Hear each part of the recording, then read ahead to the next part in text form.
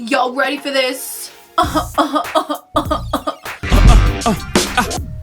We overline, right?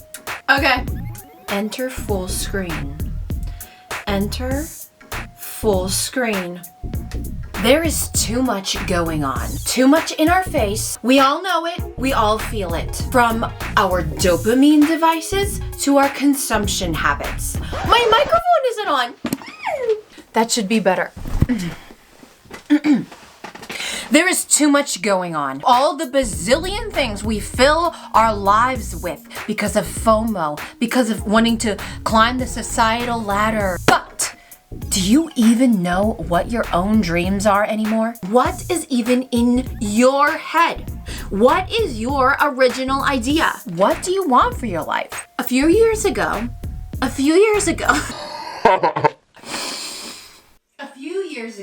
I discovered through meditation that one of the reasons I was blocked and I wasn't achieving any of my goals is because I was having a hard time distinguishing what was my own goal and what was a goal that I was reaching for because society told me it was something I should want, because my friends had it, or because I saw an advertisement for something. A few years ago, I faced a personal struggle, one that led me on a journey of self-discovery through meditation.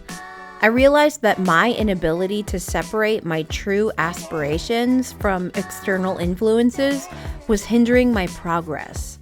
It's a common challenge in today's fast-paced world. Back when I used to live in New York, I was doing all the things. I was working a late-night job to get free dance classes. I had like 4 day jobs.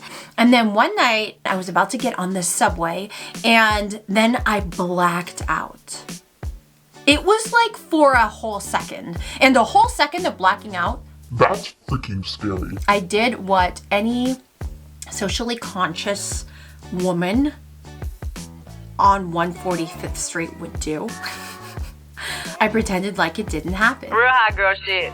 That's when I realized the strain of juggling multiple jobs while pursuing my dreams was taking a toll on my well-being.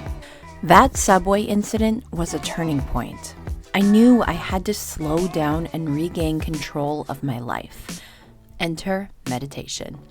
Initially, I found it boring and challenging to stick with, but the pandemic provided the perfect opportunity for a fresh start when I returned to California.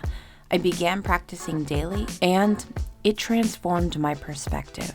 It is hard to meditate, especially with the way our society works now, wanting to do so many things.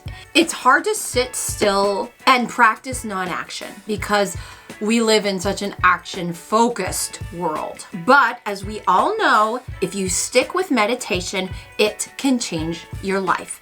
Do the first headspace meditation that they offer. They describe thoughts as clouds, and this really changed the way I saw my thoughts. Meditation opened my eyes to the power of separating thoughts from self. It allowed me to visualize thoughts as clouds or waves, something separate from my core identity. I realized my thoughts were the result of conditioning, past experiences, and societal influences.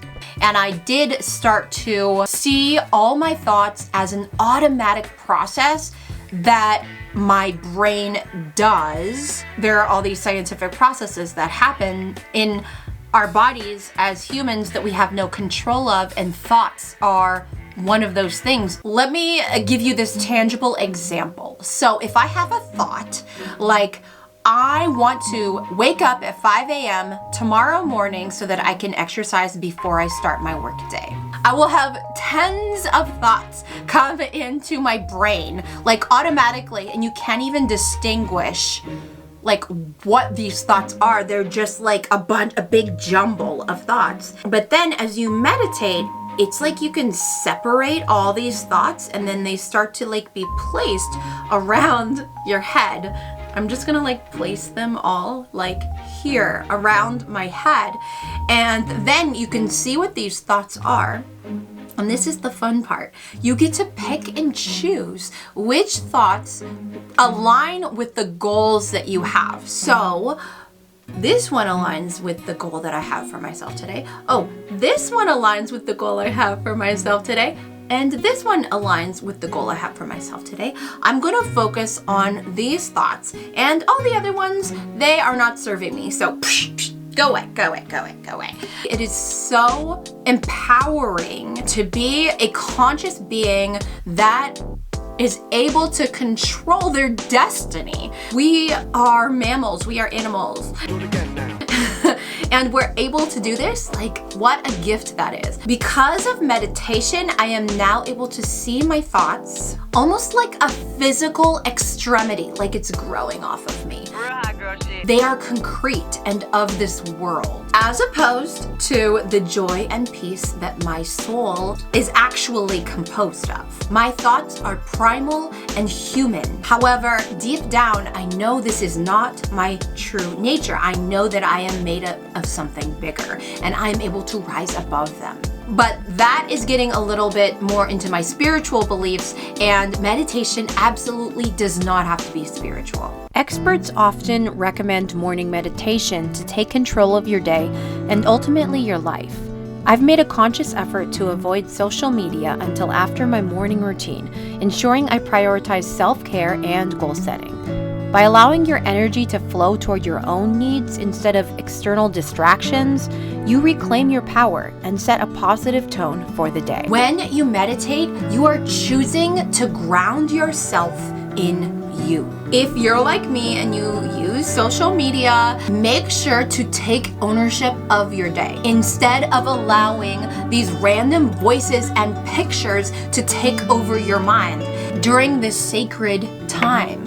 You get up in the morning, you click on the computer, you see all these pictures, and it's all you think of is the picture and the image that you see all day, every day, and you don't see the human form. When we see a message in the morning from somebody we know, it subconsciously reminds us of something we need to do. Like my friend Monica texts me, I'm like, oh gosh, I have to buy that ticket. When your energy is pulled to your device early in the morning, you are giving away your attention and your power. The reason I'm making this video is because a friend of mine said that meditation was boring. That is a sign that you need to ground yourself. That tells me that you are seeking dopamine.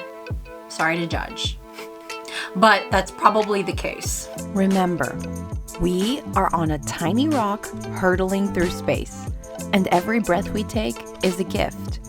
Meditation helps us tap into this gratitude and presence. The joy and the love that is here on this earth, that is here in this life, is within you. And that is a hard pill to swallow. It's an annoying pill to swallow, honestly. Like, I used to hate it when people used to say that. Your dreams are not gonna make you happy, your goals are not gonna make you happy. You first have to find it within you. But it is so true. If you look at the people that you love and admire, rewind in their lives, and you see how they were before all their big success, you realize they had the joy before all that success. They had all the happiness before all of that success. You absolutely, positively do not have to be here. And there are so many souls that do not get to live as long as us and watch amazing YouTube videos like this. Meditation reminds us of this. Social media is toxic because it makes us think that life is curated and we need to reach for all the things that we see on it. Or we have to chase certain things to be happy, to be joyful, to be peaceful. We do not have to chase the good in life. And when you get still and quiet, you are able to feel this good through meditation. And best of all, if you're somebody who seeks guidance like me, you'll be able to tap into this universal love, God, whatever you want to call it, and be led by it instead of being led by the curated videos and photos that flood our senses on a daily basis. My recommendation, same as all the other recommendations. Start small. Start with 1 minute. Focus on your breathing. Do a body scan and notice where you hold tension in your body. Sit up straight or lay down. plant your feet. Side note, have you ever seen somebody, it's usually an older person who has like a permanent hunch like this. When you meditate, it's important to have good posture, shoulders back, heart open, feet planted, arms at your side. Scan your body for any tension, because a person that has this like permanent thing going on wasn't aware of that for like years and years and years, and then it slowly, you know, over time developed a hunch. I know somebody like this, and it is really sad to see people whose bodies are affected by the thoughts that they're having. Download Insight Timer. It's free. It's amazing. There's thousands of meditations there. I will link a few of my favorite teachers right here. I love this Dumbledore meditation. Check that one out. Put focus on your phone and do it for, I would say, at least 2 hours after you wake up. And make sure during this 2 hours, looking at your goals, they say to aim for 21 minutes. I feel like that is a great goal to have. So like starting with like 1 or 5 minutes, and if you do the guided meditations, it makes it a lot easier to remind yourself that you're meditating. Every day, we are like the ancient Hawaiians traveling by starlight, adjusting a tiny bit toward our life vision, or, if we're not conscious, someone else's vision. Check in with yourself and your compass using meditation. Meditation is boring. If you're always on the lookout for the next dopamine hit, that's what our society is teaching us to chase. The next dopamine hit outside of ourselves. Meditation can help us to realize that everything that we are searching for outside of ourselves, the joy, the love, the connection, first starts on the inside. We need to ground ourselves in this first, and then go out into the real world and find experiences or people that match with that joy that we have already cultivated in ourselves. Thank you so much, everybody. I haven't made a YouTube video in a long time. If you like this, please make sure to comment below. I am excited for this new journey I am on, and I hope that you will come with me. All right, namaste. Have a great rest of your day. Woohoo!